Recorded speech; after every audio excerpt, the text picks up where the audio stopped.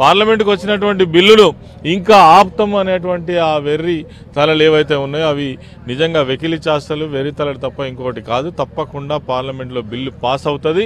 4 కోట్ల మంది తెలంగాణ ప్రజల యొక్క ఆశయం నెరవేరేటువంటి రోజు అంటే 1-2 రోజుల్లోనే నెరవేరుతుంది అనేటువంటి ఆశతో మేము ఉన్నాం తప్ప వాళ్ళ ఆవేదన ఏదైనా ఉంటే వాళ్ళు ఎన్ని లక్షల మంది వచ్చినా 1000 మంది వచ్చినా పార్లమెంట్లో బిల్లులు ఆపుతాం అనేటువంటిది మూర్ఖత్వం తప్ప ఇంకోటి కాదు. కిరణ్ కుమార్ రెడ్డి గారు డైరెక్షన్ చేస్తున్నాడు, డబ్బులు ఇస్తా ఉన్నాడు.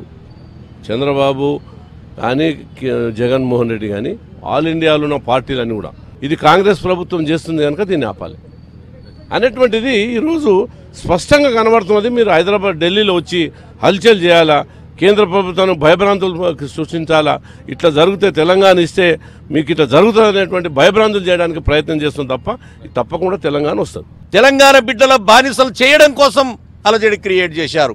మీరు భగత్ సింగ్తో పోలుస్తారా?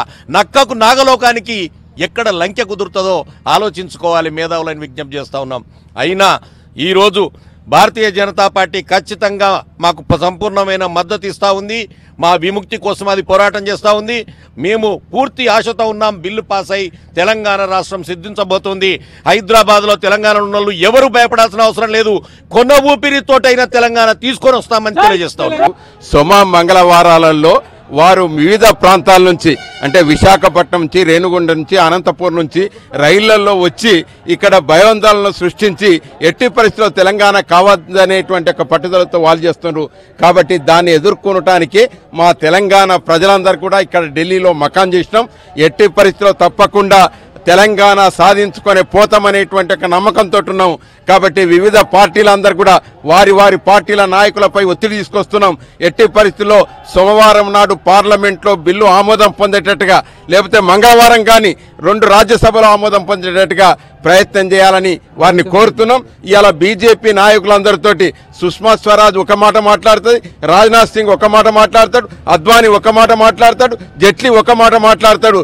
ఈ విధంగా మాట్లాడటం వల్ల తెలంగాణ ప్రాంతంలో ఉండేటువంటి ప్రజలందరూ కూడా వారి మీద ఎంతో విశ్వాసం ఉండే మాకు బీజేపీ తప్పకుండా తెలంగాణ రాష్ట్రం వచ్చేటట్టుగా చేస్తానేటువంటి నమ్మకం ఉండే. కానీ వారి యొక్క వివిధమైనటువంటి వ్యాఖ్యానాల వల్ల ఇవాళ అందరూ కూడా ఆందోళన చెందుతుండ్రు.